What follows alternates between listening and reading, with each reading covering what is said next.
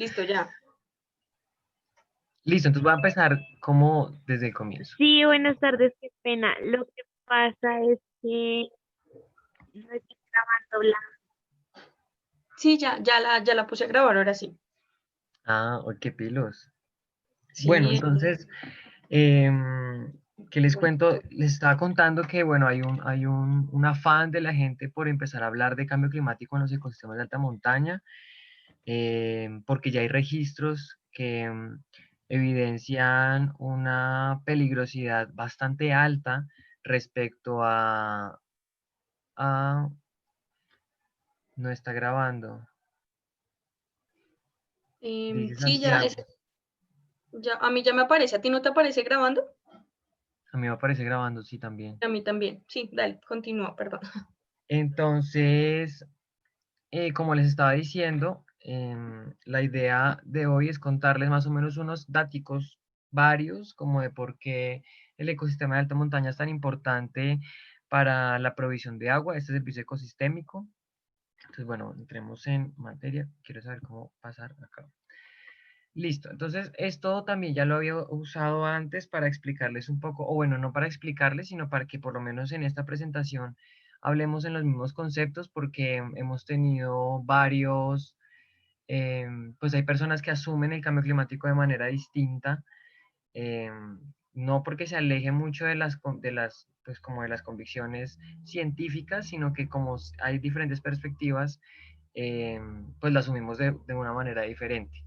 Entonces, para esta presentación, y si ustedes lo quieren asumir para ustedes, el cambio climático se va a leer como cualquier cambio en el clima con el tiempo que tiene que ver con una variabilidad natural. Ellos agregan el IPCC agrega una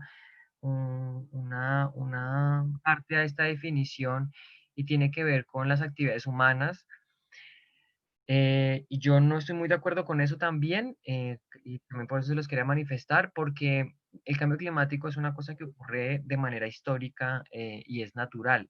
Es decir, esto no es nuevo, esto es absolutamente natural y ha ocurrido durante toda la historia de la Tierra. Incluso las eras de hielo que hemos vivido durante la historia del planeta Tierra tienen que ver con el cambio climático. Por eso no se puede leer de una manera negativa, sino como una historia natural. Lo que sí necesitamos ahorita empezar a leer y echarle un poquito más de ojo es a este cuento del calentamiento global, que ese sí está siendo impulsado por las actividades humanas y que de alguna manera entra en sinergia con el cambio climático para mostrarnos los efectos que ya nos ha mostrado, por lo menos en los últimos años, y que nosotros en los últimos días hemos vivido en el Caribe colombiano. ¿Qué es el fenómeno del Niño? Pues es un evento climático que se genera cada cierto número de años por el calentamiento del Océano Pacífico. Esto ocurre, no sé si ustedes recuerdan, esa época seca que vivimos en el 2015 aproximadamente, en el que todo el país dejó de llover y hubo incendios por todo el país. Esto fue desesperante. Bueno, el responsable es el fenómeno del Niño y es un fenómeno también que es absolutamente natural. Pero si nosotros vemos cuando actúan estos tres al mismo tiempo, pueden ocasionar grandes desastres, porque terminan volviendo a lo crítico mucho más extremo de lo que ya es. Entonces, para eso, yo también quería contarles, cuando eso quiera pasar, ya, que el clima está asociado a una estructura mundial. ¿Qué quiere decir esto? Que no podemos leer el clima como algo regional, ni como algo que solo suceda en un lugar, ni como algo que aquí llueve y pronto allá no, y que el clima solo es Bogotá o Colombia o Latinoamérica, sino que es que está unido a todo el planeta. Esto que ustedes ven aquí se llaman vientos alisios. Esas líneas que ustedes ven, esas flechas, perdón, que ustedes ven son vientos alisios. Y estos vientos alisios se definen como estas corrientes de aire que recorren todo el planeta y que de alguna manera definen por dónde van las corrientes oceánicas. Que hay otra, seguramente habrá otra imagen, pero no la traje aquí, de las corrientes oceánicas, y estas en gran medida definen el clima en todo el planeta. Tanto porque traen aguas frías y cálidas y las transportan por todo el planeta, también como porque traen vientos fríos y vientos cálidos que atraviesan todo el planeta. Un ejemplo de esto, vuelvo y digo, es lo que está ocurriendo en el Caribe colombiano con los vientos cálidos y los vientos fríos que chocan y terminan formando huracanes en todo el Caribe. Pero esto solo es para contarles que el clima tiene una correlación absoluta con todos los sistemas. Es decir, acá de nuevo tenemos que ver todas las problemáticas como sistemas, como un sistema que funciona con unidades particulares, como en este caso podremos leerlos como los continentes, pero que tienen una única estructura que los acapara a todos. Entonces, nosotros tenemos que en las regiones tropicales va a existir un cambio global, pero ¿por qué cambio global y no cambio climático? Resulta que pasa que los efectos del cambio climático ya dejaron de ser una preocupación netamente ecológica o ecosistémica, sino que está configurando absolutamente todas las sociedades que existen en el planeta. No hay una, se los aseguro, no hay una que no haya tenido una incidencia de cambio climático. ¿Y por qué lo digo? Por esta misma estructura. Porque si en un lado del planeta se calienta, todo el mundo lo siente, sí o sí. Entonces, ahora los científicos están refiriéndose también al cambio climático más como un cambio global, porque se están cambiando todas las estructuras y todas las dinámicas de las sociedades eh, respecto a esta problemática. Claro, buscamos que se cambien hacia este lado y no que sigan con las mismas prácticas y dinámicas afrontando un problema como el cambio climático. Pero en las regiones tropicales es particular, porque las regiones tropicales son particulares porque tienen la mayor diversidad biológica de todo el planeta, y Colombia hace parte de eso, como ustedes lo saben. El 40% de la población de la Tierra hace parte también de las regiones tropicales. Existe una correlación con una fuerte desigualdad social que viven las regiones tropicales. Ustedes sacarán sus conclusiones, pero no podríamos como hablar de esto aquí, pero sí hay una correlación respecto a todo esta desigualdad social y bueno, la inequidad en todos los estratos y sociedades que viven en el trópico. Que hay una alta tasa de crecimiento de las poblaciones, esto todavía está en discusión porque en este momento el planeta ha decidido entrar en otra etapa en la cual no se ven los mismos crecimientos que se veían en los 80s o en los 90s, al menos en Colombia, donde la gente tenía 9, 8 hijos y cosas por el estilo, pero que hemos disminuido entonces la población. Pero sí hay una tendiente tasa de crecimiento que crece, que está alta, perdón, en las poblaciones que viven en los trópicos. También hay un aumento en la extracción de recursos y consumo. Pongo ahí de ejemplo la minería y la deforestación. Esto es, Colombia es un ejemplo nuevamente de eso, minería en Boyacá, deforestación en la Amazonía, y que esto tiende todavía a seguir creciendo. También por lo que sigo diciendo abajo, que son los cambios rápidos en el uso de la tierra, esta vocación que tiene la tierra de conservarse en algunas partes y de terminar convirtiéndose en lugares donde necesitamos, gracias, donde, donde cambiamos estos suelos que son, normalmente son bosques o cosas por el estilo y que terminan convirtiéndose en grandes pastales o grandes siembras de monocultivos. Entonces este cambio rápido en el uso del suelo también nos está afectando por la capacidad de captar CO2, dióxido de carbono, y la baja producción de oxígeno en estos ecosistemas. Entonces, ¿qué es lo que nos vuelve sensibles y por qué sensibles las regiones tropicales? A grandes rasgos, tenemos una reducción en la biodiversidad y los servicios ecosistémicos. Esto ya es gravísimo. Es decir, que tengamos una reducción en la biodiversidad es absolutamente codependiente de una disminución de los servicios ecosistémicos, que los voy a resumir rápidamente. Tenemos servicios de sostenimiento, ya se me olvidaron, los iba a resumir y se me olvidaron. Pero como un ejemplo de esto está la provisión de agua. Y bueno, la calidad del aire, todos esos son servicios ecosistémicos, pero entonces al haber una reducción de biodiversidad, tenemos codependientemente una reducción en los servicios ecosistémicos que de alguna manera es lo que nos importa de primera mano a los seres humanos, ¿no? Porque es lo que nos mantiene vivos. Que va a haber un aumento de eventos extremos frecuentes. Esto, se los juro que esta diapositiva yo la había usado en otra charla, y esto de eventos extremos frecuentes no había sido tan válida como en este momento. Todos lo hemos visto, lo que ha pasado en San Andrés, en Providencia y en todo el Caribe.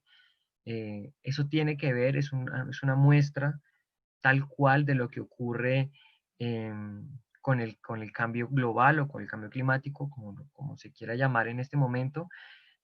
Pero la frecuencia de estos eventos extremos, como el que les contaba ahorita, el fenómeno del niño, el fenómeno de la niña, que son lluvias por todo el país, huracanes, todo esto va a ser más frecuente y se va a agudizar.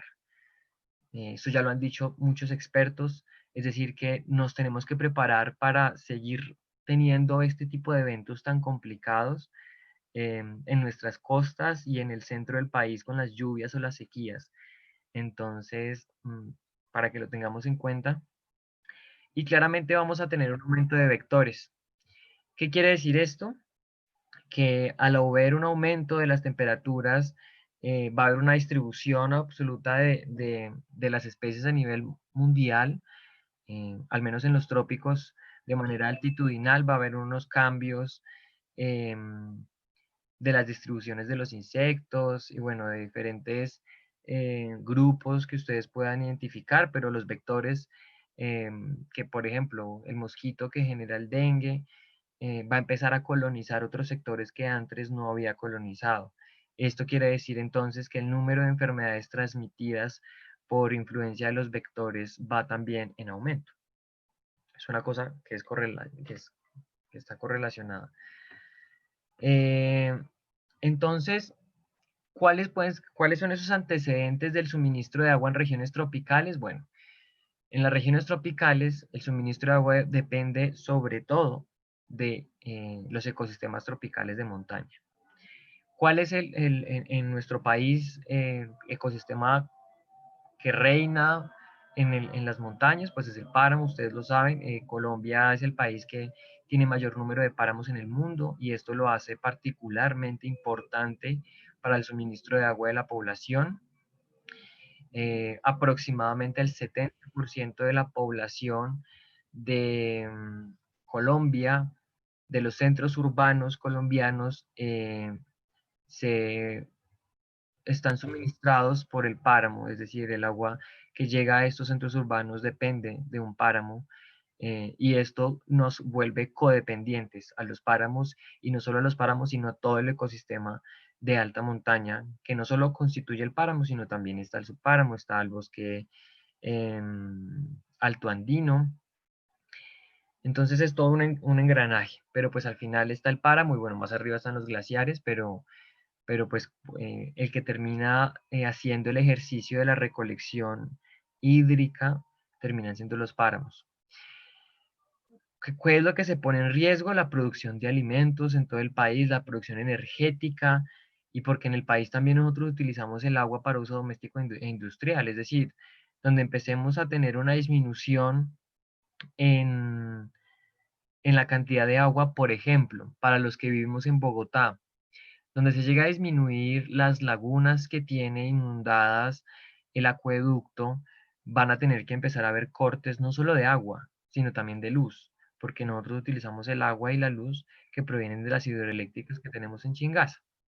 Entonces, si ustedes ven, realmente cuando uno se queda sin luz o cuando uno se queda sin agua, la situación se empieza a volver desesperante. Yo creo que todos aquí hemos vivido de un corte de luz o un corte de agua, y eso es bastante impresionante, ¿no? O sea, uno alcanza a estresarse bastante. Pero entonces ahora imagínense si llega a haber una disminución. Me acuerdo que en el 2015, de manera anecdótica, nosotros, el acueducto había anunciado que si seguían bajando los niveles de los embalses que ellos tienen en Chingaza, iban a tener que haber cortes de luz, porque no estaba alcanzando la producción de agua para llenar las hidroeléctricas. Y esto, si seguía así, si se seguía prolongando, iban a terminar siendo también cortes de agua. ¿Por qué estos ecosistemas son sensibles a los cambios globales o cambio climático, como ustedes lo asuman? Porque la vegetación y los suelos son cruciales para la interceptación y purificación del agua. Es decir, en estos lugares, uno de las unidades más importantes son los suelos, porque las condiciones en las que se encuentra el suelo de los páramos o de quizás un poquito más abajo en los bosques altoandinos son características que no tiene otro tipo de suelos, es decir, la manera o el potencial hídrico, esto me refiero también como a la manera en cómo absorben agua estos suelos, no los tiene ningún otro ecosistema como los tiene el páramo. Entonces, toda esta recepción de agua y todas estas características que son importantes en los páramos nos terminan indicando que donde existan unos cambios de temperatura, de uso del suelo o de diferentes alternativas, vamos a tener una disminución bastante importante en la retención de agua. Andy Díaz dice, sí, biorretención de suelos en ellos. Sí, a esto me refiero con las características que tiene el suelo en el páramo, porque la retención de agua allí para alimentar los acuíferos que se encuentran debajo del páramo son los que terminan suministrando agua a los centros urbanos. Entonces, como no tenemos nosotros allá grandes extensiones de árboles, sino lo que tenemos son frailejones, em, empiezan a aparecer muchas inquietudes de los investigadores. Entonces, ahí voy a contarles un poco a lo que yo me dedico y lo que yo estoy haciendo ahora, estoy investigando cuál es el efecto del aumento de temperatura en los frailejones. Es decir, si yo aumento la temperatura de donde viven los frailejones, ¿qué pasa con la germinación de ellos? ¿Cuántos germinan? ¿Se mueren más? ¿Se mueren menos? Las plántulas bebés crecen más, crecen menos, se mueren. Con esto queremos saber qué va a pasar con las poblaciones de los frailejones más adelante, porque si bien sabemos que ellos son los que más retienen el agua, claramente después del suelo, ¿qué va a pasar con ellos? Porque si ellos son los que los retienen en la parte aérea, no todo va a caer al suelo. ¿Quién los bota al suelo? ¿Qué filtrador los va a llevar al suelo? Em, y esto pues nos pone a nosotros en una situación bastante complicada, ¿no? Porque pues allí que encontramos y a qué alimentan los páramos, puros ecosistemas de agua dulce, glaciares, arroyos, humedales, reservas, lagos, todo lo que ustedes quieran, todo cuerpo de agua dulce bien alimentado de escorrentía que viene del páramo. Bueno, claro, hay excepciones, ustedes dirán, ¿y los acuíferos que se encuentran subterráneos? Claro, pero nosotros no somos Estados Unidos, que tenemos grandes reservas de agua subterránea, sino que nuestra agua, como ya les había dicho antes, el 70% viene de las montañas. Entonces, esto quería mostrarles esta grafiquita. em, Esta gráfica la utilizamos en un proyecto con el que estamos trabajando con Penn State University, que se llama Web Nexus. Y intenta hacer un nexo, como lo dice su nombre, se llama Web Nexus, y intenta hacer, como les digo, nexos entre Water, Energy, Food, y es la importancia de estos tres elementos, y tienen que ver con el páramo, ¿no? Porque si les estaba diciendo hace poco, el agua es transversal en estos tres ítems, tanto en el agua, como en la energía, como en la alimentación. Entonces nosotros vemos que para hoy tenemos en el 2020 una disminución. Esperen si puedo poner acá el plumón que me cae bien a veces. Este. Entonces nosotros estamos aquí en el 2020 y tenemos una un suministro de agua a las ciudades en este momento, pero estamos teniendo cambios elevacionales. Ahorita les voy a mostrar un ejemplo de un cambio elevacional que registraron. Y los páramos se nos están desplazando para arriba, ¿sí ven? Y al desplazarse los páramos hacia arriba, los glaciares disminuyen y todo esto termina convirtiéndose en menos espacio para los páramos y menos espacio para poder suministrar a nosotros agua o alimentación. ¿Qué quiere decir esto? Que nosotros tenemos en el 2050, eso es una probabilidad, ¿no? No estoy diciendo que esto sea así y que esto vaya a cumplirse de esta manera, pero son las proyecciones a los que nos llevan. Y es que tenemos una gran cantidad y un aumento de los centros urbanos. ¿Y esto qué quiere decir? Que como tenemos un aumento en los centros urbanos y una alta tasa de crecimiento poblacional, vamos a necesitar más agua. Y al necesitar más agua, vamos a necesitar más páramos. Pero ¿qué estamos haciendo? Nosotros estamos haciendo lo contrario. Estamos disminuyendo la cantidad de páramos. Andy Díaz dice, en términos prácticos, el que las fuentes de agua sean superficiales es mucho mejor que sean subterráneas, pues las hace más difíciles de aprovechar y los pozos son más vulnerables. Sin embargo, el reto es el manejo integral de la cuenca para asegurar la seguridad hídrica y minimizar los riesgos de abastecimiento de agua en los municipios. Claro, estoy absolutamente de acuerdo. Que allí lo importante, ahorita les voy a contar el ejercicio también que está haciendo, pues que les tocó al Estado ponerse juicioso con las cuencas hídricas, eh, porque si no lo hacen, pues sí vamos a tener problemas con el abastecimiento de agua, como lo dice Andy Díaz en los municipios, y no solo en los municipios, sino también en ciudades como Bogotá. Entonces, volviendo acá a este tema, es importante entonces que nosotros tengamos una conciencia frente al futuro que nos espera. Claro, el futuro no es muy esperanzador, pero lo que necesitamos ahora, es empezar a ser conscientes de estos cambios que van a ocurrir y cómo nosotros podríamos aportar a ser resilientes o buscar una mitigación de lo que ya está ocurriendo. Alternativas quizás, bueno, ya lo dejo a consideración de ustedes, pero esto es más o menos el escenario en el cual nos vamos a encontrar. No sé si en el 2050, no sé si en el 2040, si esto va a ocurrir más pronto o va a ser más lejano. Esto depende de lo que hagamos ahora.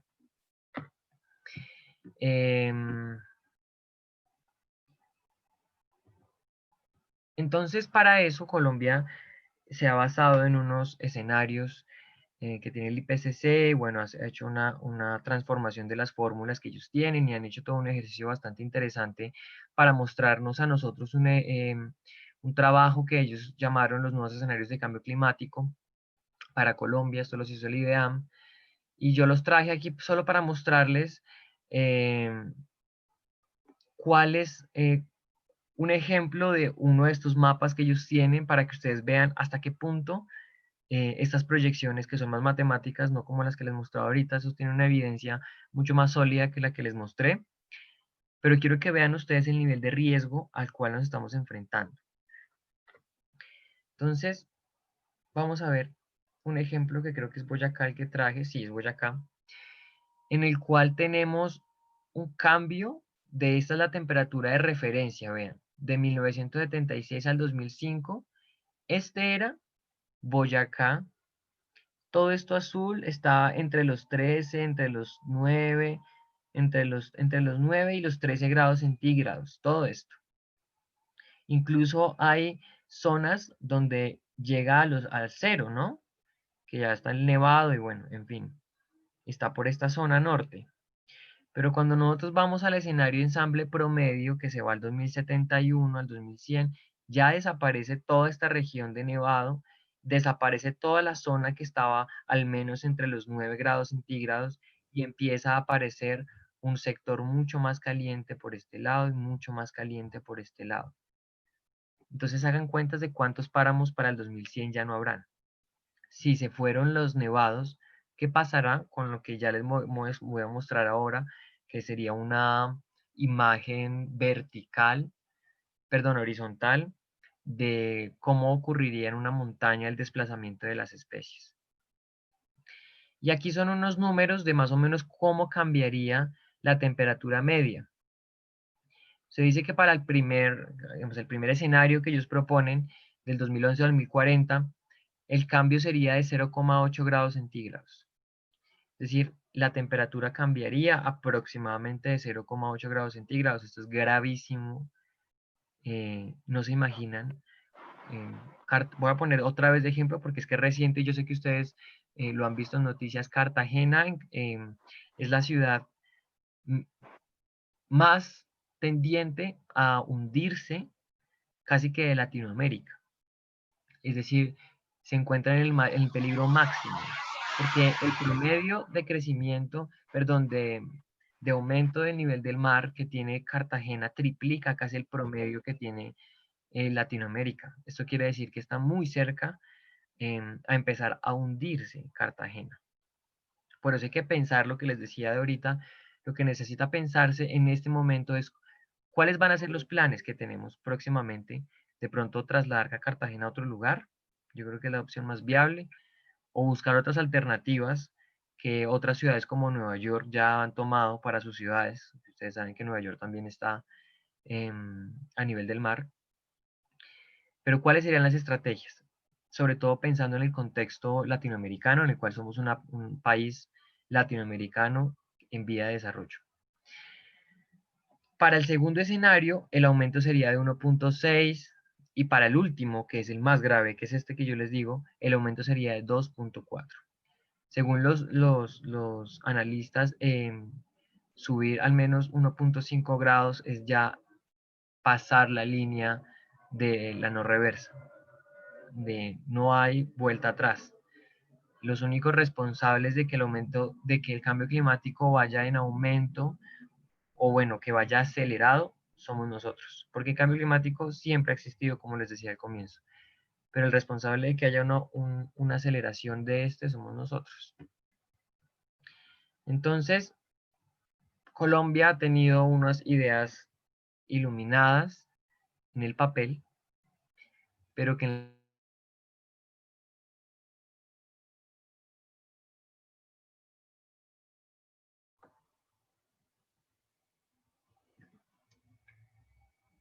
David, te perdí, ya no te escucho.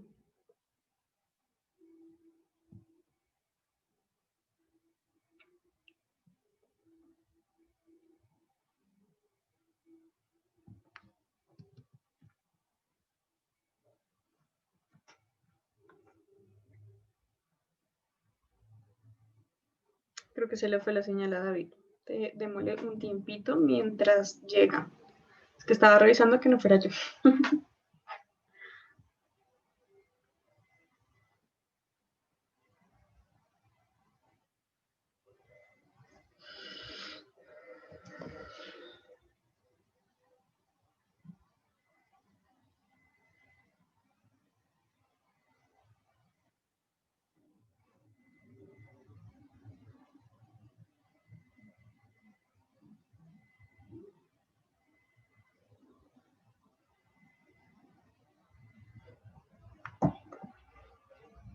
Sí, se cayó David, pero ya me dice que está intentando volver a ingresar.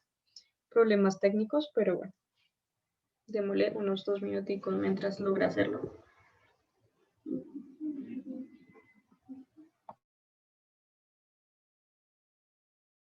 Bueno, aquí sí llovió, o sea, llovió ahorita y medio escampó, pero está súper, súper oscuro. ¿Tú estás en Bogotá, Lorena?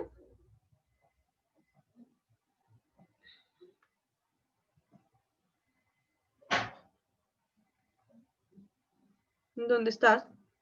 Que aquí en Bogotá sí llovió y está súper oscuro, pero ya pasó, entonces por eso no está tan grave el asunto.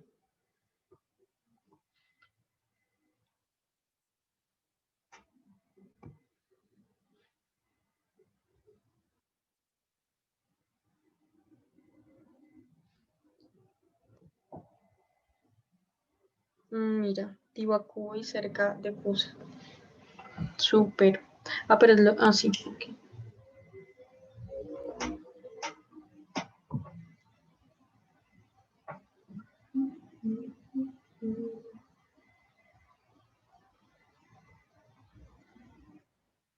todavía estás conectado. Equipo, no se vayan a olvidar estar, digamos, en el tiempo completo para poder darles una información al final, ¿listo? Ya David entró. David, ¿nos escuchas?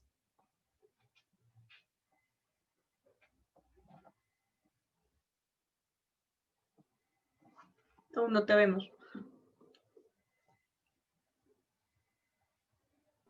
Ya. Volví.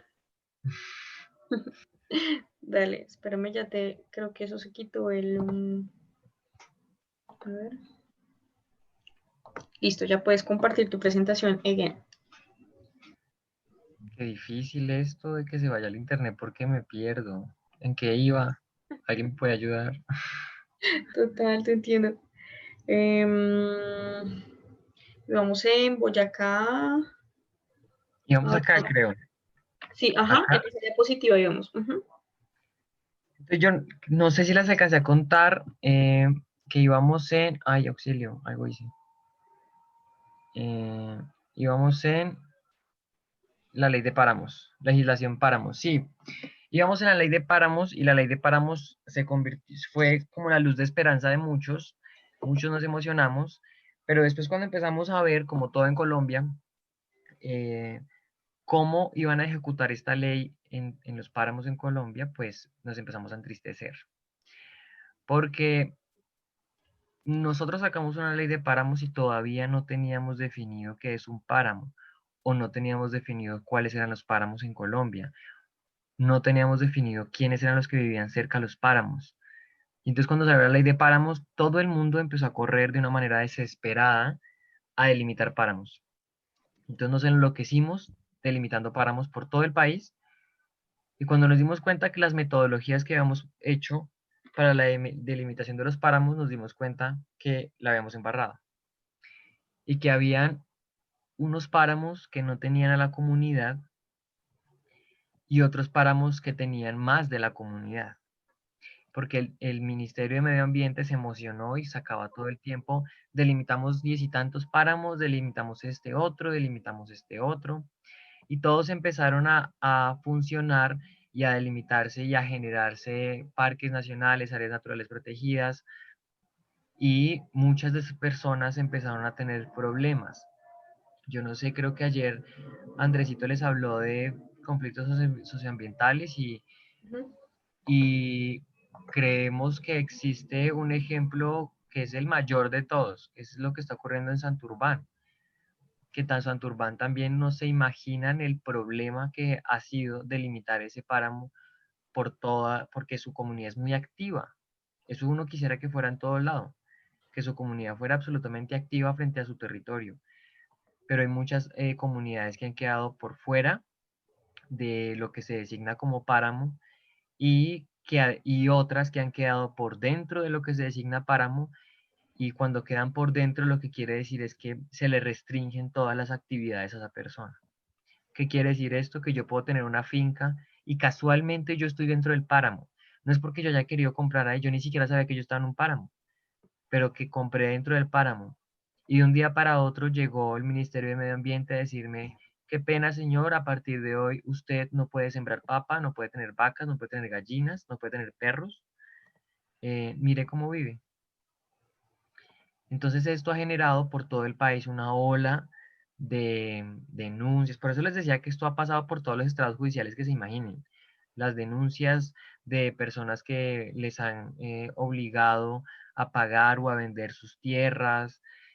Esto no tiene que ver con el desplazamiento, no lo vayan a vincular con esto, pero sí existe un comportamiento de restringirle actividades y de no reconocer las actividades que ocurrían allí desde hace muchos años, porque es que es la necesidad y la urgencia de organizar.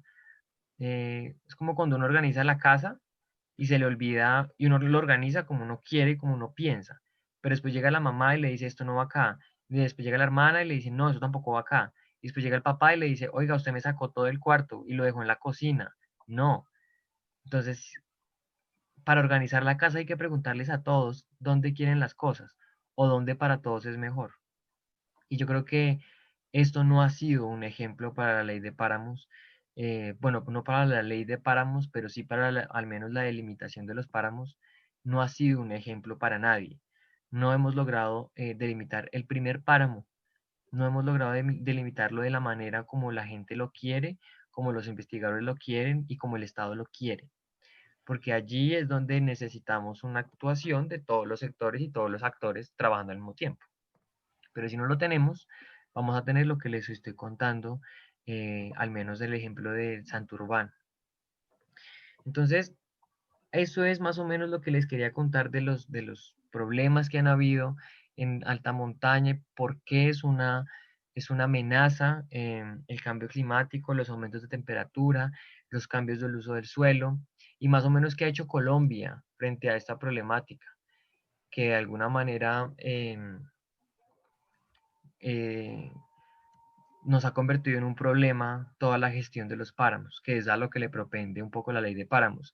Andy Díaz dice, un punto crítico es el no entender la función ecológica de la propiedad privada. Sí, es que sí un problema, es decir, la propiedad privada se ha convertido en una oportunidad de participación para la gente, pero también se ha convertido en un problema, porque entonces tanto el Estado como muchos investigadores los han visto como enemigos, porque no quieren vender, porque no sé qué. Hay que buscar alternativas.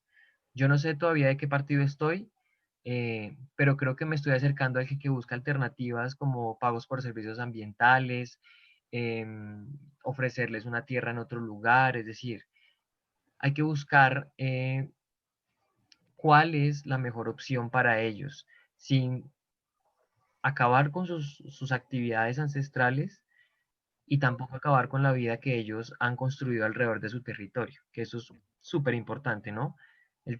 Digamos, el término de territorio para este tipo de ejercicios como la delimitación es absurdamente importante. Entonces, no sé si ustedes tengan preguntas, inquietudes, quejas, reclamos de lo que les mostré hoy, o si quieren charlar sobre otra cosa, está bien. Andy levantó la mano. Andy Díaz. Señor.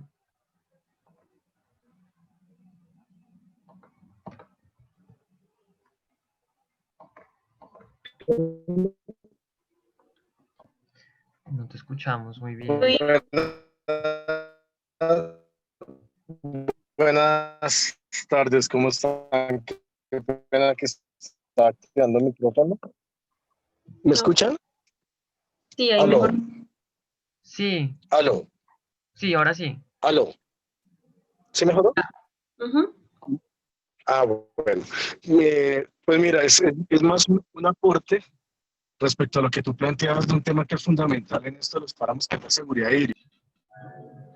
Y lo que tiene que ver con los páramos, el acueducto poco socializó en el restablecimiento de los ecosistemas de montaña de los cerros orientales.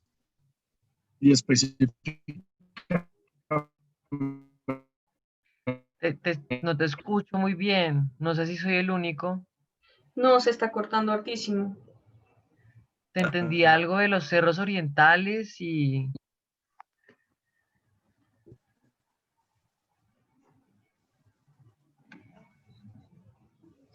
¿Me escuchas bien ahí? No, se escucha cortado. ¿Me escuchan bien? Sigue cortándose. No, si quieres Si quieres, escríbelo, no, pues, escribe. no hay lío. A través del celular. Ah, Listo, dale. perfecto. Bueno, espera, a ver, Ahora ¿acá me sí. escuchan mejor? Sí, ahora sí. Algo pasó. Perfecto. No, es que estoy en movimiento, entonces me toca localizarme. Ah, ok. Bueno, como yo les explicaba, un tema muy importante que tú tocabas es la vulnerabilidad de los páramos y lo que significan en términos de las ciudades y de las comunidades, cómo estos ecosistemas son los que en un momento dado definen incluso la existencia de una ciudad, pero también la seguridad hídrica de un territorio. El Acueducto Bogotá en su momento hizo una práctica que lleva prácticamente un siglo y que es la que permite que hoy día Bogotá sea una ciudad segura. Aquí quiero hacerte una reflexión y una complementariedad a lo que tú planteabas del incremento de la demanda de agua por parte de las ciudades.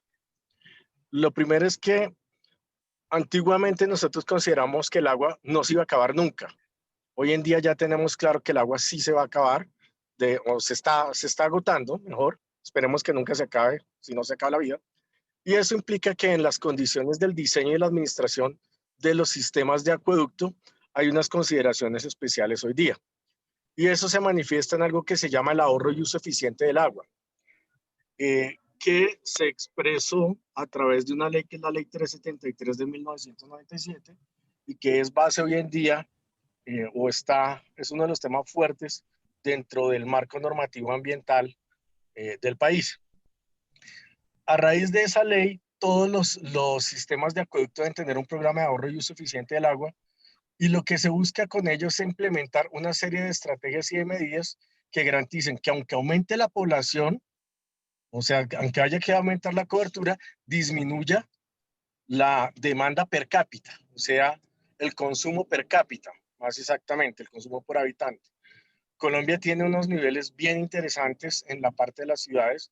Caso con Bogotá es muy importante, 76 litros habitante día, era más o menos para el 2015, si mal no recuerdo. Ustedes recordarán una noticia que decía Ciudad del Cabo se está quedando sin agua. Y decían la demanda per cápita está en 300 litros. A ver, nosotros en 76 y nosotros tenemos abundancia de recursos. Entonces eso demuestra cómo los prestadores de servicios públicos y el Estado sí se han estado esforzando fuertemente en esto y una buena respuesta de parte de las comunidades. ¿Sí? ¿Dónde se está fallando muchísimo? Y es curioso, pero es real. En los acueductos veredales. En los acueductos veredales tú encuentras una demanda muy alta por parte de cada usuario del tema del agua y un mal aprovechamiento, contrario a lo que pasaba con nuestros campesinos antiguos, que hacían cosecha de aguas, lluvias y todo lo demás para proteger el recurso hídrico en el territorio. Entonces, mi reflexión va un poco hacia lo siguiente, y es que tenemos que nosotros reflexionar también como seres humanos, y en este punto, en los ecosistemas de montaña, de alta montaña en los páramos, los conflictos de uso y los malos manejos en términos de consumos excesivos del agua, son temas que es la comunidad misma la que los está trabajando. Y ahí tenemos que concientizarnos, porque la deforestación, el acabar con los frailejones para sembrar papa, que son prácticas muy usuales en municipios como UNE, Cundinamarca, por ejemplo. Son situaciones que obviamente, claro, responden a la crisis que tenemos, pero nosotros deberíamos ser más conscientes de que esa parcela que tenemos tiene una función muy importante en términos de regulación hídrica, como tú lo decías, de provisión de servicios ecosistémicos, y lo que deberíamos es replantear el uso de esos territorios. Como tú bien lo dices, apenas se desarrolló el marco normativo de los servicios ecosistémicos, pero hay que aprovecharlo. Hay que empezar a trabajar la declaración de reservas de la sociedad civil para hacer el aprovechamiento efectivo y eficiente de estas zonas y poder volverlas productivas, porque el problema es que si son de solo conservación, ¿quién las sostiene? ¿Qué es lo que está pasando hoy día con los parques de los Estados Unidos? Entonces, se introduce un concepto que es el de distrito de manejo integrado, que lo que implica no es que hay que poner a producir el área, sino hay que generar un recurso para que el área sea sostenible en el tiempo y para que su propietario pueda vivir dignamente usufructuando su predio. Eso es un poco el contexto y el concepto de lo que hoy día estamos viviendo en lo que es los modelos de ocupación de territorios en los páramos, que lamentablemente hoy en día han fracasado por completo porque los páramos realmente no están siendo trabajados bajo el contexto de un modelo de ocupación que armonice su función de ecosistema de alto interés para estos temas, tanto de la regulación hídrica como la protección y preservación de ciertas especies y ecosistemas muy importantes, sino que simplemente se están trabajando indiscriminadamente. Y el otro lío es que se están haciendo las declaratorias, pero una vez definida el área, ¿para qué la voy a usar y cómo la voy a sostener? Y ahí es ahí cuando se abre el espacio para que o bien sea el tierrero o la persona inescrupulosa que sencillamente lo que le interesa es llenarse de riqueza, lo ve como un terreno desprotegido, lo invade y lo aprovecha indebidamente. Obviamente ahí hay un problema y es que la autoridad ambiental no es lo suficientemente eficiente para poder proteger ese territorio que debería estar obviamente cubierto y que está cubierto por una protección especial, pero que no hay dientes y no hay tampoco una policía, una fuerza que también sea capaz de imponer el respeto a estas zonas. Eso, digamos, es en resumen lo que quería aportarles. Yo quería ahí aportarle algo también un poco con un caso en específico. Yo tuve la experiencia de ser voluntario en el parque, en el Santuario de Fauna y Flora de Iguaque, esto es en Villa de Leyva. Y hablando un poco de la gestión del recurso hídrico, de cómo ocurre no solo en ciudades grandes como Bogotá, sino en lugares como Villa de Leyva, la necesidad de empezar a organizar las cuencas en ese sector fue muy importante. No solo porque existan un interés turístico y porque de alguna manera eh, la provisión de agua quizás iba a verse, incluso ya se había visto afectada y se habían visto disminuido en muchas ocasiones. Ellos en las sequías hubo veredas que no tenían agua. Esto los obligó a impulsarse a organizar eh, todas sus cuencas hídricas y quizás una de las más importantes es el río Cane que atraviesa al Santuario de Fauna y Flora. Pero con esto quería complementar un poco esto de la función del Estado dentro de estas reservas o dentro de estos páramos. Y como bien lo decía Andy, hay eh, una falta de, no de presencia, es que no creo que la palabra sea presencia, pero sí de mano de obra importante para la conservación.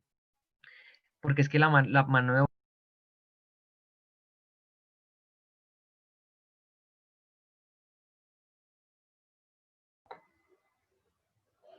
Ay, equipo, ya se le cayó de nuevo a David el internet. Lo espectacular de esto es que se le cae, pero no sé, se le fue.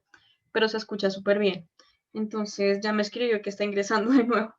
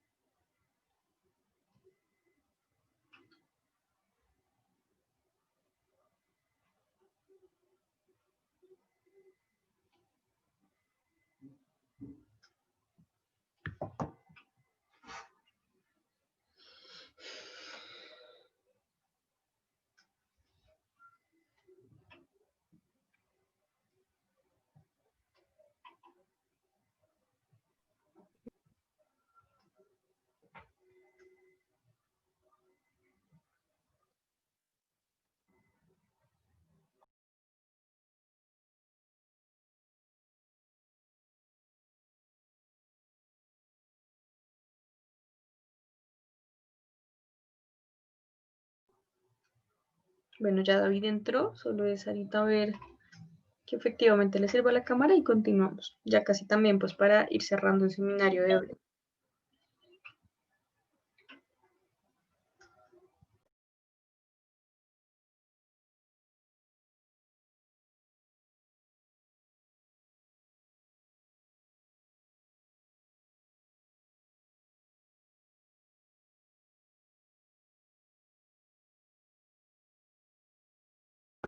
David, ¿me escuchas?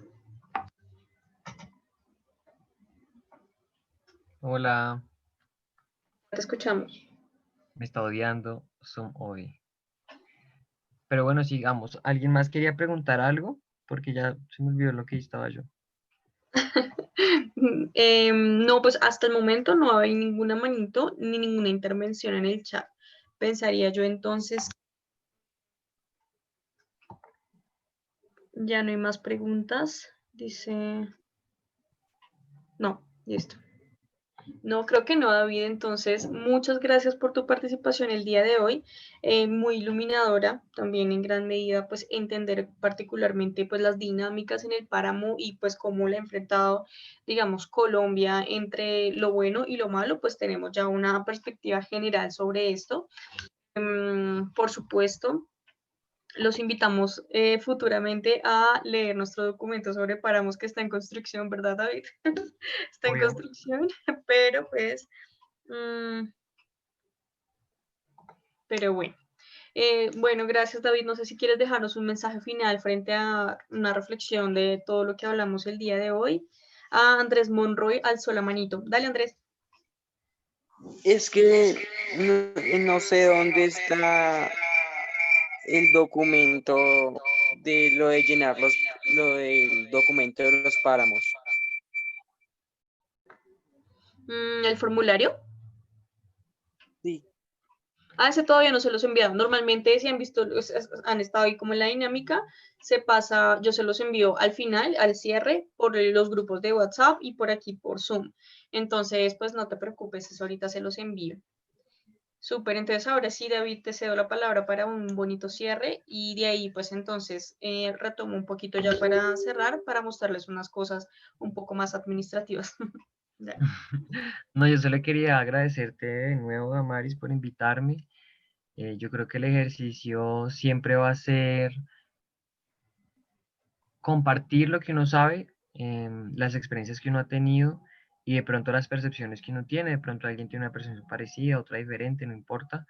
Pero creo que el ejercicio está en compartirlo. Entonces, les extiendo la invitación para que ustedes, pues quizás si algo les interesó de lo que yo les conté, pues le cuenten a alguien más que le pueda interesar y así empecemos a hacer algo así como un tejido de conocimiento, que yo creo que en serio es la única manera que tenemos en este momento para afrontar las cosas. O sea, se los juro que hay más gente que me dice, no sabía de eso, a gente que me diga, ah, sí, yo sabía, esto también ocurre allí, no sé qué. Hay mucho más gente que no sabe lo que ocurre y cuáles son las dinámicas o los peligros a los que nos estamos afrontando.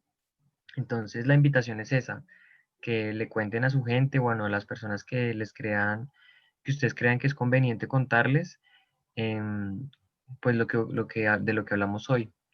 Y ya no es nada más. Muchas gracias por invitarme y que terminen pasando una buena tarde. Ojalá no esté lloviendo por allá. Súper, gracias, David. Juan Andrés alzó la mano. Dale, Juan Andrés. Juan Andrés. ¿Nos escuchas? ¿O se te alzó la manito sin culpa? Un momento, sí, Juan. sí la levanté. Sí, ya.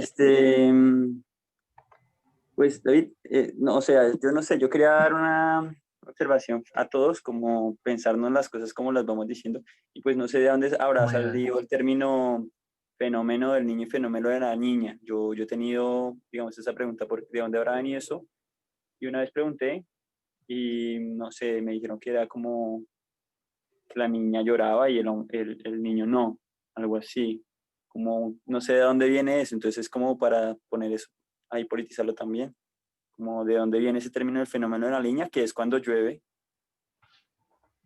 y el fenómeno del niño. Otra cosa es que cuando su merced dijo que las familias antes tenían muchos hijos, pues era, digamos, también es como, tenían muchos hijos porque no había todavía una construcción, digamos, de las máquinas, aquí no había una industrialización fuerte, entonces era una mano de obra para sostener sus familias y todo esto, pero si hubiésemos tenido un desarrollo industrial, quizá no hubiésemos, pues las personas se hubiesen educado también, pero el proceso, digamos, de como constitución de un Estado, pues de Colombia no ha sido tan fácil por toda la violencia que has tenido y pues está en construcción este Estado.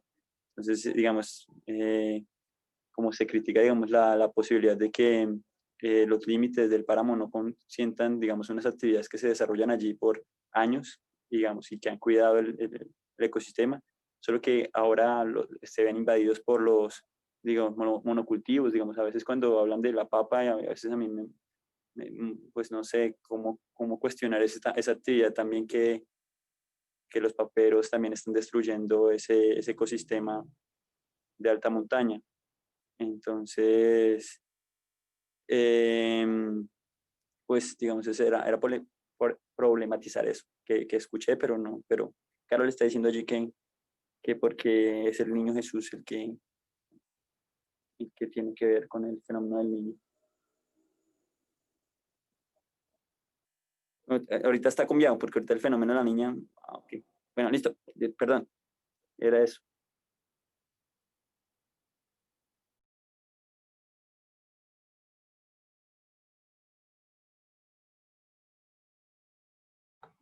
Parece que a David se le volvió a caer. Espérenme a ver. No me debo entrar de nuevo. Mándale saludos.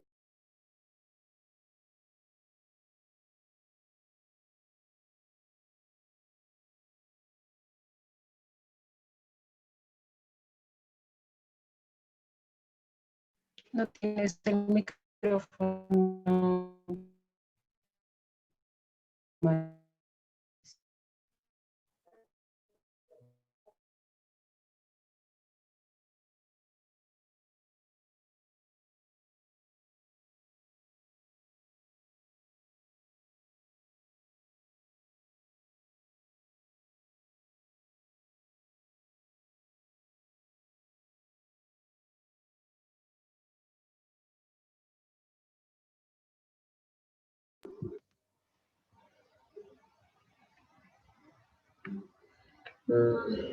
O el equipo me dice, David, que no puede entrar, va a intentar, pues le acaba de hacer tu pregunta por WhatsApp y nos va a enviar un audio sobre esto.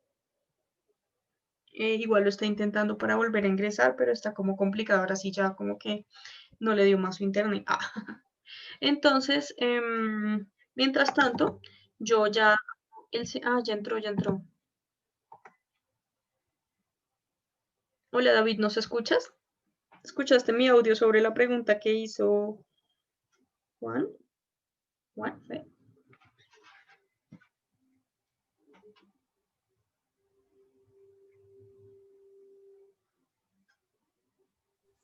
Dios mío bendito.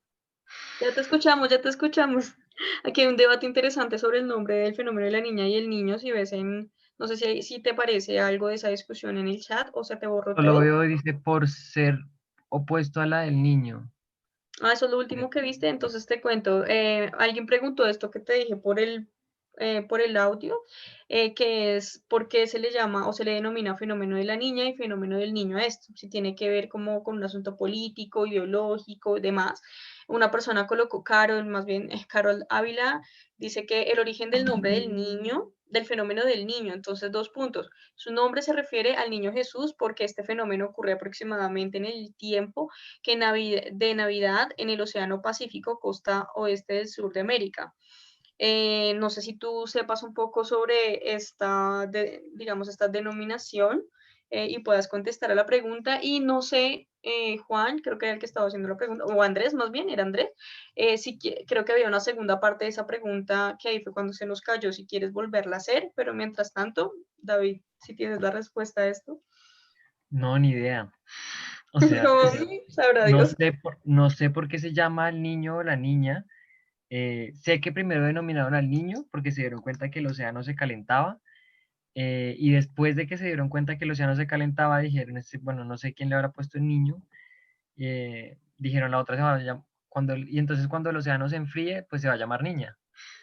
Sé que la niña llegó después, pero no, ni idea, o sea, ahí me corcharon, yo no sé por qué llamaban al niño el niño. Sé que la niña fue porque habían nombrado primero al niño, pero no, ni idea, no sé, y esto tiene historia desde 1800, más o menos que lo observaron por primera vez que se calentaba el océano Pacífico, que eso ocasionaba cambios en el régimen climático de casi toda la mitad de América del Sur.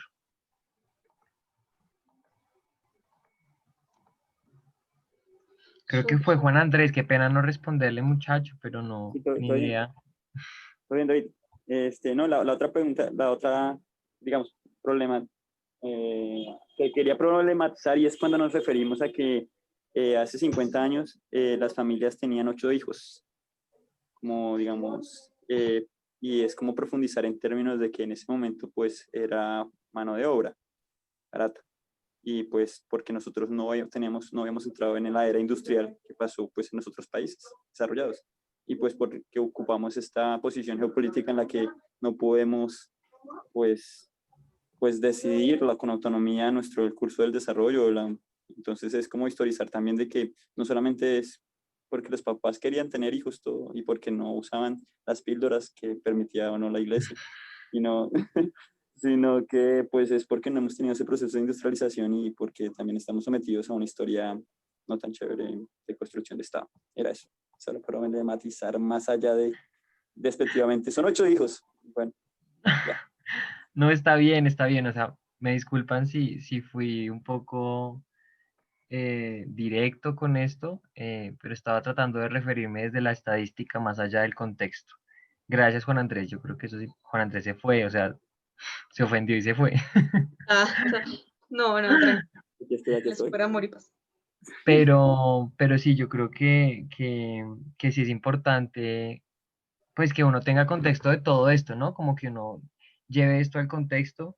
Y gracias, Juan Andrés, porque si era cierto un poco por qué se están disminuyendo las tasas de crecimiento en la población, al menos en Colombia, porque ya entramos a una etapa diferente. Pero bueno, esto tiene que ver absolutamente con lo que les estaba contando de la provisión y de la demanda que teníamos en ese tiempo. Entonces, por eso ahorita de alguna manera tanta gente produce y bueno, no, porque si empezamos a hablar de esto, entro en otros campos como la, la importación y bueno, y cuál es el susto de los precios y bueno, pero la necesidad de querer tener a la gente alimentada sí siempre ha sido una preocupación, al menos que el Estado ha tendido a eh, demostrar, sobre todo con estos cambios poblacionales que ahora es un poco más difícil, ¿no? Porque también tenemos mucha población que no, digamos, no está registrada y eso que antes era mucho peor, pero al menos las probabilidades al parecer antes eran un poco menores. Total. Listo, creo que no tenemos más manitos, no sé, cada vez que digo esto, ¡pum!, aparece la manita y Sí, quieren yo sé. sacarte más información interesante, pero parece Igual que no. sí. Yo, perdón, yo Ah, no sí, sé mira. levantar la manito aquí. Ah, dale, pues Carol Ávila. dale, Sí, Carol. solo es una cosita que de pronto, digamos que no, o sea, no es solamente digamos, Yo creo que soy yo y mi conexión. No te No, en escucho, realidad Carol. es Carol porque yo tampoco la escucho, se le va. Carol, no nos Creo que a todos escuchamos. nos está afectando lo de la lluvia. Ay, la lluvia, claro. sí, Ya entendí todo. sí, la edad a todos nos tiene vueltos nada. ¿Ya me escuchan mejor? Sí, Sí, ahí la ya. escuchamos, la escuchamos. Sí, listo. Es un poco el análisis, digamos, sobre los beneficios que tiene, pues en este caso que estamos hablando de los ecosistemas de alta montaña. Y es que no solamente es porque sean la fuente de agua para pues, digamos, para Bogotá, ¿cierto? Mm. Es decir, digamos que pienso que también hay que ampliar, pues, el análisis, vuelvo y digo, no solamente en este momento, porque además, pues, también por el tiempo, pero en general, pues se tiende mucho a que si a Bogotá le sirve, pues entonces al resto del mundo le tiene que servir, o bueno, al resto de Colombia le tiene que servir, ¿cierto? Entonces, pienso yo que el análisis también hay que ampliarlo también, y no solamente si al hombre, digamos, o al humano le sirve, ¿cierto? Entonces también hay que identificar un poco como, pues, nosotros estamos ocupando como un lugar eh, Te hemos perdí. obviamente colonizado a muchos, obviamente de una manera de pronto no tan sostenible, pero existen otras maneras de vida, otras... Se fue. Bueno, no Se, sé, co- yo se escuchó también, Te digamos, cortado, perdí también otra Carol. vez. tengo un derecho.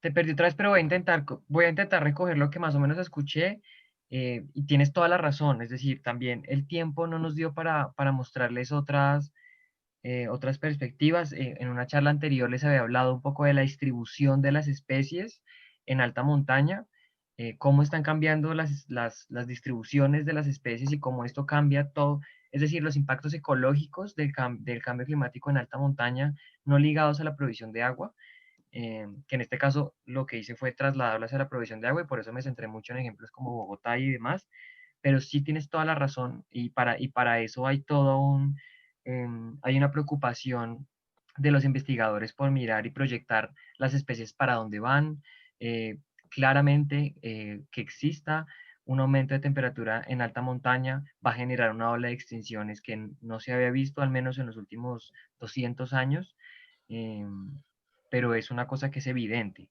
Es decir, vamos a tener y estamos teniendo en este momento extinciones masivas en alta montaña tropical. Con eso no solo me refiero a América Latina, sino también a toda la África. Hay estudios muy interesantes, ojalá algún día se los pueda compartir. De pronto, si quieren mi correo, yo les puedo compartir un poco de esta información sobre las especies que se están extinguiendo y cómo las dinámicas ecológicas están cambiando en los ecosistemas de alta montaña, precisamente por los aumentos de temperatura. Y tiene que ver con la fisiología. Hay una rama bastante interesante que está cogiendo mucha fuerza ahorita, que es la ecofisiología, que lo que tiende ahorita a pensar y a investigar es cómo los seres vivos están cambiando su fisiología debido al cambio ambiental. Y como los cambios ambientales están siendo más abruptos o más extremos de lo que teníamos hace unos años, eh, todos estos organismos están cambiando su fisiología y por evolución, aunque no me atrevería a decir mucha evolución, pero sí por eventos de quién sobrevive mejor que quién, estamos teniendo una ola de extinciones en todas las montañas, porque también esto que les estoy diciendo no solo se está reflejando en alta montaña tropical, sino que es que es bastante particular, porque la cantidad de estudios que hay de montaña en zonas temperadas, es decir, lejos del trópico, son casi el triple de los que hay en montañas tropicales, pero eso se correlaciona con lo que les había dicho ahorita sobre estas barreras sociales y la posibilidad de los países tropicales de investigar y bueno.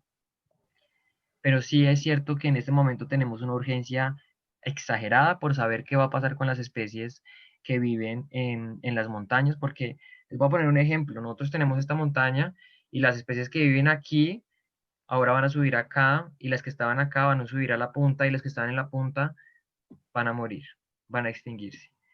Pero esos más o menos son como las proyecciones que tiene el IPCC y que tienen otras instituciones científicas.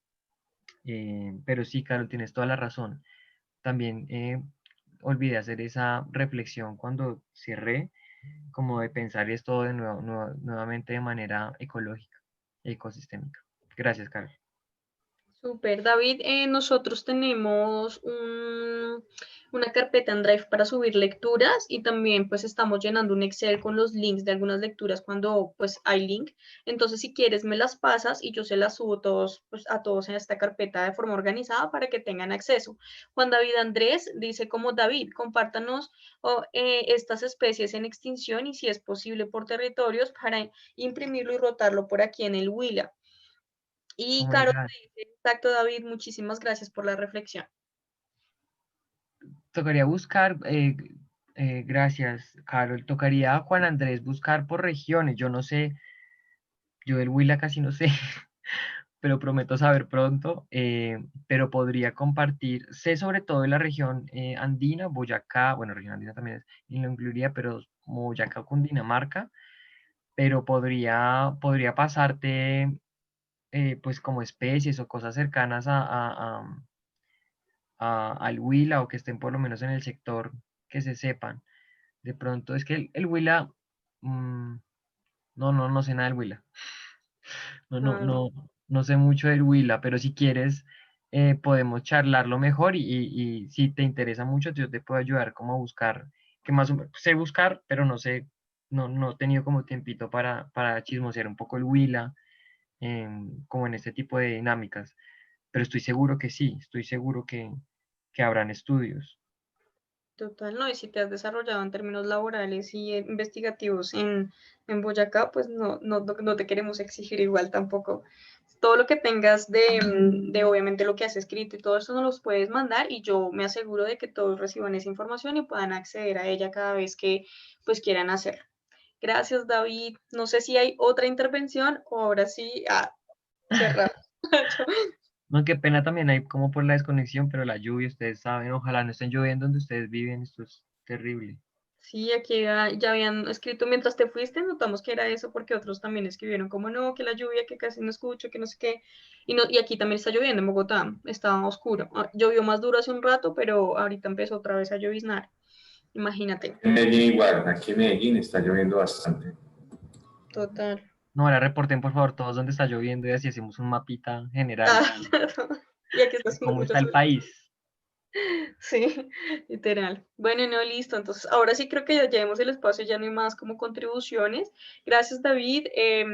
Digamos que, como vemos, hay muchas cosas que podemos reflexionar, no solamente en torno a la visión ecosistémica, sino también, digamos, de los páramos y el cambio climático y su impacto en los páramos, sino también, por supuesto, una perspectiva histórica, por su devenida un poco también con las dinámicas institucionales trazadas por la colonización, por supuesto, y al mismo tiempo pues vemos que en esta mirada un poco más desde lo ecológico tal vez se deben resaltar también de forma transversal, digamos, ejes que tienen que ver con lo cultural, que tú lo mencionabas precisamente, lo social, cómo de repente intervino lo ambiental y dejó un poco de lado después de esta idea de nombrar páramos a lo maldita sea, pues dejó también de lado todo lo que había en términos sociales, económicos y digamos sobre todo culturales y por ello pues ahora tenemos una suerte de traslapación entre los campesinos y sus conocimientos y sus formas de existencia con estas políticas de protección de los páramos, ¿no? Muy interesante ver aquí esto cómo nos refleja lo que hablábamos un poco ayer, conflictos socioambientales que se han generado precisamente por esta traslapación de leyes y de procesos en Colombia que han dificultado un poco las negociaciones, pero que al mismo tiempo han generado cosas como interesantes en relación a la protección de los páramos.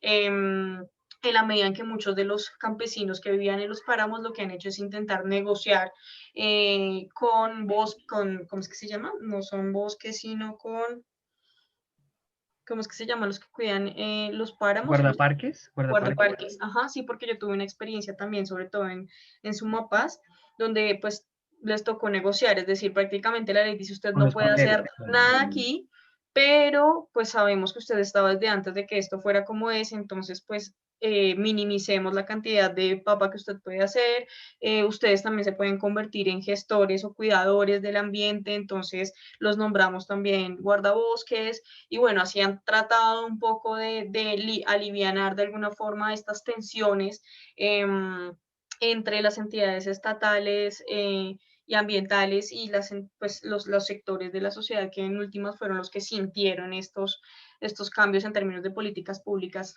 en el país, ¿no?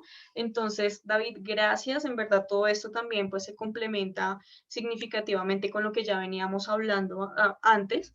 Y pues siempre agradecidos por tu compañía. Voy a compartirles y a ser breve con esta información porque ya se nos pasó un poco el tiempo. Lo que te decía más, administrativos, equipo, esto no es. Ups. Yo los dejo porque de pronto se me corta otra vez y me pongo a Sí, hablar y se me va. nos Un mandas tu abrazo a presentación. todos. Muchas gracias por estar aquí, por compartir un poco y cualquier cosa estamos en contacto. Un abrazo a todos. Ojalá no se mojen hoy. No, yo ya no sé. Listo, equipo. Entonces, les muestro para que, digamos, estemos en la línea. Les he mandado como cantidad de información que a veces se puede perder. Entonces, quiero refrescarles rápidamente que nosotros tenemos Facebook, Twitter, LinkedIn, que es como una red para profesionales, Instagram y, por supuesto, el canal de YouTube. Entonces, para que porfa nos sigan, porque allí se está publicando toda la información de cada día de los seminarios que ustedes pueden compartir y ahorita, pues digamos que particularmente además de los seminarios que se están compartiendo, pues, o sea, que estamos dando cada día como este proceso de aprendizaje, algunas cosas que nos quedaron allí, unas imágenes de cada clase o seminario, pues estamos también subiendo ya pues quienes somos parte de este equipo, algunos de ustedes, particularmente los de digamos, los que entraron nuevos al segundo programa de inmersión al cambio climático no enviaron fotos, pusimos las que, pues, de quienes la enviaron, pero pues eso no significa que no hagan parte del equipo, ¿no? Pues respetamos que de pronto no quieran poner una foto de ustedes aquí. Y aquí pues tenemos en el lado derecho al equipo del semillero Embajadores Climáticos, que también nos está acompañando, tomando pues este curso muy activamente. Entonces todo esto se está subiendo a todas las redes que tenemos para que ustedes la puedan compartir y digamos que también visibilizar su trabajo con nosotros. Y pues también tenemos ya estas últimas versiones ya individuales de quiénes son cada uno de ustedes, dónde están y qué hacen en algunos casos, compartiéndolas, digamos, paulatinamente, porque son varios, para que las compartan y las revisen también. Esto es con su información, lo que ustedes nos dieron. Algunos se los alcanzamos a enviar ayer por WhatsApp, otros no lo tienen todavía, pero la estamos subiendo por Facebook, Instagram y demás. Entonces, para que no olviden, pues estar en todas nuestras redes, compartir la información que con ustedes estamos sacando día a día, básicamente. Y lo que les comentaba entonces hace un rato, vamos a tener... se les voy a enviar entonces el formulario del día de hoy por WhatsApp como siempre. El de ayer también se envió por WhatsApp. Si alguien no lo tiene, avísenme, porque la idea es que nosotros tengamos el registro de estas participaciones. Y entonces ya aquí rápidamente los dejo.